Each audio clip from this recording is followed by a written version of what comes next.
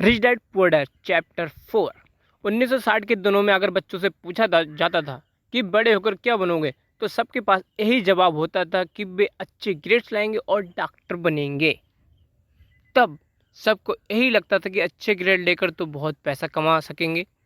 हालांकि उनमें से बहुत बच्चे आज बड़े होकर डॉक्टर बन चुके हैं। बावजूद इसके उनमें से काफ़ी लोग आज भी फाइनेंशियल स्ट्रगल करते नजर आएंगे, क्योंकि उन्हें हमेशा यही लगा कि ज़्यादा पैसा कमाने के लिए उनकी सारी परेशानियां दूर हो जाएंगी। मगर आज के दौर में ऐसा नहीं है। आज बहुत से बच्चे फेमस एथलीट बनना चाहते हैं, या फिर सीईओ, या फिर कोई मूवी स्टार, रॉक स्टार, क्योंकि उन्हें पता है कि सिर्फ अच्छे पढ़ाई और अच्छे ग्रेड्स के भरोसे बैठकर वे कैरियर में सक्सेस नहीं पा सकते। आजकल फाइनेंशियल लाइट मेयर बहुत आम हो गया है। अक्सर नई शादीशुदा जोड़े ये सोचते हैं कि उनकी सैलरी अब डबल हो जाएगी, क्योंकि दोनों जने कमा रहे हैं। एक छोटे से घर में रहते हुए भी अब बड़े घर का सपना देखते हैं, इसलिए वे पैसा बचाना शुरू कर देते हैं। इसकी वजह से उनका सारा ध्यान सिर्फ अपना कैरियर बनाने पर होता है। उनकी कमाई बढ़ने लगती है तो जाहिर है उसी हिसाब से खर्चे भी। अब जब आप फाइनेंशियल लिटरेट हुए बिना पैसा बनाते हैं तो बिना सोचे समझे उसे खर्च करते हैं, तो होता यह है कि आप पहले से भी ज़्यादा खर्च करने लगते हैं। ये एक ऐसा चक्कर है जो फिर से चलता ही रहता है। एक नए जोड़े ने जब अब इतना पैसा कमा लिया कि वे अपना बड़ा घर खरीद सकें, उन्हें तो यही लगेगा कि वे अब थोड़े अमीर हो गए हैं। मगर असलियत तो ये है, बड़े घर के साथ उन्होंने नई लायबिलिटीज़ भी खरीद ली है। उन्हें कैश फ्लो में अब प्रॉपर्टी का टैक्स का खर्च बढ़ गया है। अब उन्हें नई गाड़ी भी चाहिए, फर्नीचर भी चाहिए, सब कुछ नया। उनकी लायबिलिटीज़ इतनी बढ़ती ही चली जा रही हैं कि ज़्यादातर होता यही है कि इनकम के साथ साथ खर्चे भी बढ़ने लगते हैं।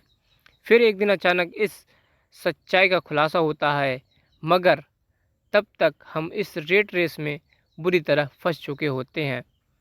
फिर ऐसे ही लोग हमारे लेखक रॉबर्ट के पास आकर पूछते हैं कि अमीर कैसे बना जाए। अब यही सवाल तो मुसीबत की जड़ है, क्योंकि सबको लगता है कि पैसा हर चीज़ का इलाज है। ये मानना ही बड़ी गलती है। उनकी समस्या ये नहीं है कि वे ज़्यादा नहीं कमा रहे हैं, बल्कि यह है कुछ उनके पास है उसे हैंडल कैसे करें। एक कहावत है जो यहाँ पर लागू होती है, जब तुम खुद को एक गहरे गड्ढे में पाओगे तो और खोदना छोड़ दो। जब तुम खुद को एक गहरे में गड्ढे में पाओ तो उसे खोदना छोड़ दो। क्योंकि ज़्यादातर लोग पब्लिक स्पीकिंग से घबराते हैं। मनोचिकित्सकों को मानना है कि लोग इसलिए घबराते हैं क्योंकि उन्हें रिजेक्शन का डर होता है, औरों से अलग होने का भय होता है। लोग हमारे बारे में क्या सोचेंगे, हम पर कहीं हंस ना दें, यही सोचकर ही अधिकांश लोग पब्लिक स्पीकिंग से दूर भागते हैं। वे वही करना पसंद करते हैं जो सब कर रहे होते हैं। वे खुद को भीड़ का हिस्सा बनाकर संतुष्ट हो जाते हैं। आपका घर आपका सबसे बड़ा एसेट है। लोन लीजिए, अब प्रमोशन हो गया है, अब सैलरी बढ़ गई है तो नया घर ले लो। यही सब बातें हम लोगों से सुनते हैं और फिर भी उसी रास्ते पे चल पड़ते हैं, क्योंकि जो सब कह रहे हैं वह ज़रूर सही होगा कि नहीं। मगर नहीं, ऐसा बिल्कुल नहीं है। अमीर डैड ने कहा था कि जापानीज लोग तीनों चीज़ों की ताकत जानते थे: तलवार, कीमती जवाहरात और शीशा की। तलवार बाजू की ताकत का प्रतीक है, कीमती जवाहरात पैसे की ताकत, और शीशा खुद के अंदर छुपी हुई ताकत को दिखाता है। भाई, ये हमारी सबसे बड़ी ताकत है।